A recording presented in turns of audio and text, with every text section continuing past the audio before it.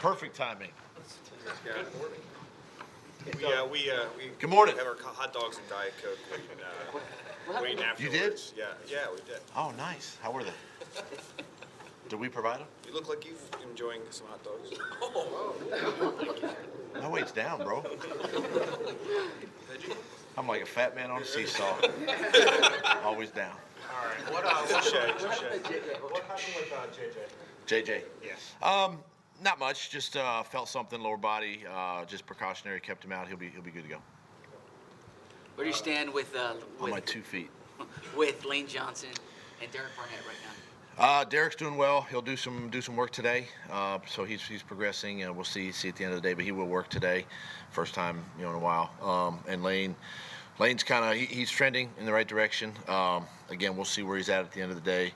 But I'm optimistic, but at the same time, gotta be smart with it. Looks like Nelson's kind of struggling with that swelling in his knee. I mean, is there any thought to maybe just kind of ending Have you seen him?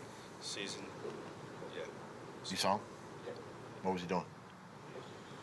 Yeah. I mean, it's a real deal. Yeah. I mean, but is there thought to maybe shutting him down at some point? I mean, that's a conversation we got to have here at the end.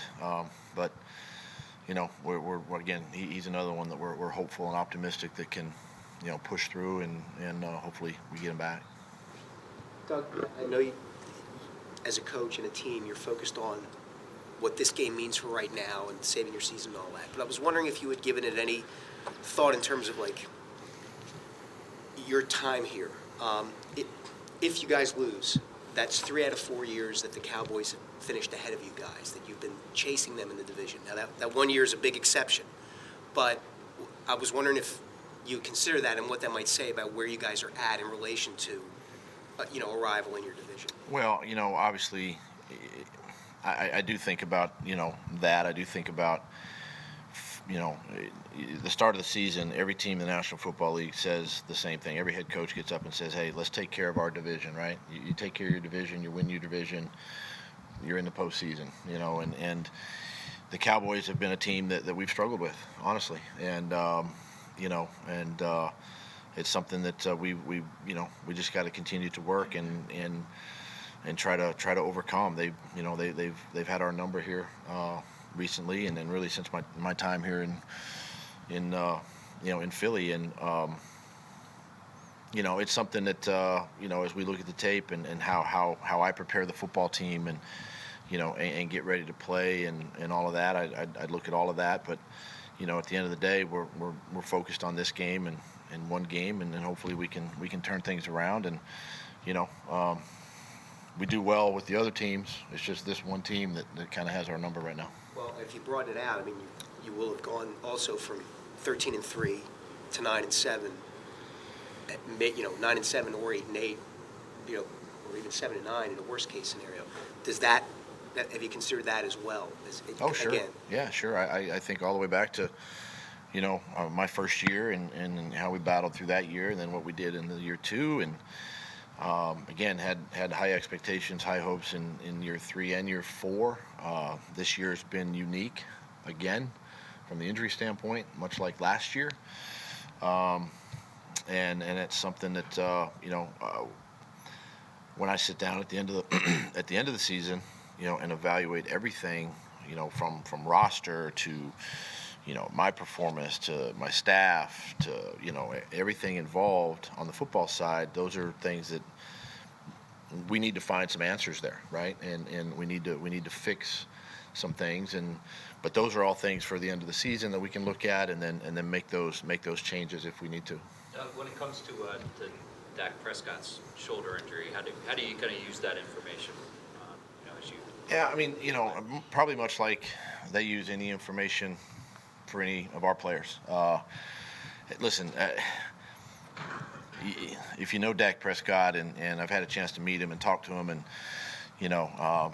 he's a tough kid, and he's not going to miss this game. We know that.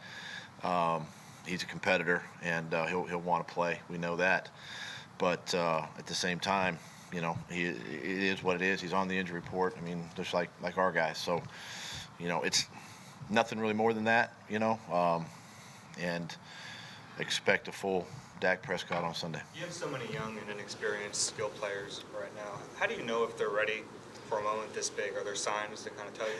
Throw them out there, man.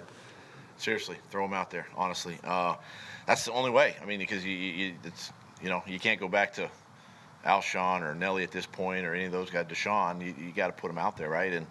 And they kind of grow up in a hurry. I mean, we've seen that with the young guys that have played, and it's it's good for them. It's good for us because we get to see exactly who they are and what we have, and but it's a great opportunity for them, at this point. We saw Carson mic'd up this past game, and a lot of positivity from him on the sidelines. Is that selective editing, or is that really how he is during games? Yes. And what That's who he is. That's who he is. It's who he is not only on a game day, but it's who he is during the week. What you see is what you get with him. And it's a great way, I think, of how it's a great look to, I guess, an internal look to who he is as a person and who he is as a leader on this team. You spoke Wednesday about the extra off day on Tuesday. Why the walkthrough for Wednesday's practice? I've done this did it last year before, this time of the year. I mean, it's more about the mental part of the game at this point. The physical part, we understand how to do that. Is we can still get a lot of plays done through and it's not necessarily a slowed down walkthrough. It's more, I'd say, more of a jog through type of a tempo, and just trying to keep guys as fresh as possible this time of the year. This late in the year. Doug, you mentioned some of the difficulties with the Cowboys. Styles made fights. Is it that type of thing? Have you found a common theme for the struggles when you look? Our struggles? Yeah. I look back to the game, our first game. I mean, again, the turnovers, early in that football game really cost us big, and then we were playing from behind. And even some of the games that we've watched again, this week and from last year and even the year before, we got down early in these games, and it's something that we try to put an emphasis on of, best we can. We got to stop the run. We understand that, try to slow them down. And then offensively, we've got to start fast. We've got to put points on the board early and then try to sustain that and maintain that throughout the course of the game. So those are things that I've seen, from the turnovers, some penalties that have kept us in some situations where we're maybe a third and long, and that's where these pass rushers can really get after you, and that's where they thrive there. And then the score, we've got to be able to score sooner than later, against these guys. Doug, any examples that come to mind for you of where the Philly crowd has really helped, moments over the course of the history that you've been associated with the franchise, and is it a kind of a real thing that can? I look back to my first year. We had 2 games remaining. We had the Giants and the Cowboys to end that season, and we were 5-9, I think, at the time, something like that, and 2 games left, and the crowd showed up and helped us win really both of those games at that time to finish 7-9 that first year, and they were such an impact and affecting our opponent, and that's what our players also feed off of, right? They feed off the energy of that crowd, and then of course in 17, 18, and even this year the crowds that we've had. I think about when the Patriots were in here this year, Seattle was in here, the Bears. I mean, not only good football teams that come in here, but our crowd shows up, and they're in the stands at kickoff, and they're there at the end of the game, right? And that's what we need. We're going to need that again this week, right? With a 4:25 kickoff, we're going to need everybody in there loud, and we're going to need everybody at the end standing on their feet, yelling, screaming, doing what they can to disrupt, and that's an advantage for us.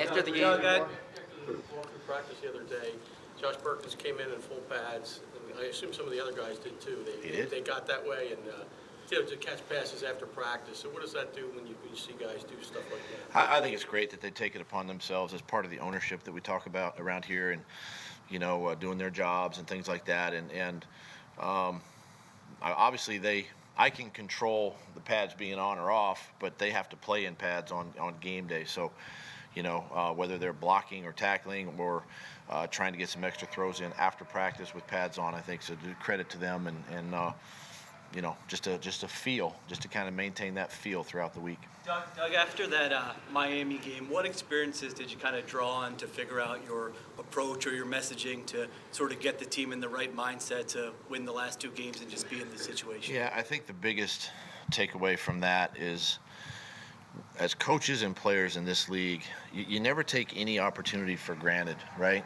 Whether it's a game, whether it's a play, the off season, the training camp. I just think that we've been blessed to play this game, right, and coach this game, and you can't take any of that for granted. And not saying that we did that, but I think that's the biggest takeaway for me is to, when I prepare the team going down the road, is, guys, you understand that we've been blessed to do this and to play this at a high level, and we've got to maintain that. And it's about us, honestly, and what we do and how we prepare. And for me, that's kind of the biggest takeaways that I've learned. Not only that one, but other losses and really, my 4-year career here. A lighter question, if I can. Lighter? After the game, you mentioned that Greg Ward was your wife's favorite player. Is that the case? And you are her favorite reporter. I appreciate that.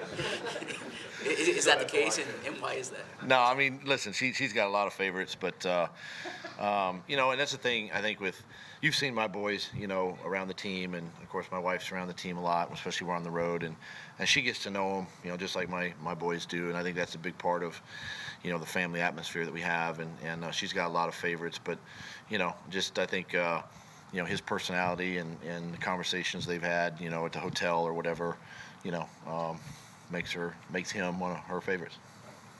Thanks.